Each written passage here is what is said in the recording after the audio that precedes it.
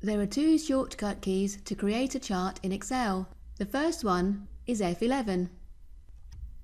A new chart is inserted into your document on a sheet of its own. I'll go back to my original data and show you the other one. Alt F1. This creates a chart in the same sheet you're working in. You can move it and resize it as you need to, and you can work with the Design and Format tab on the ribbon. How cool is that? Catch you later! And that's why you need Quasar, improving efficiency and effectiveness with Microsoft Office.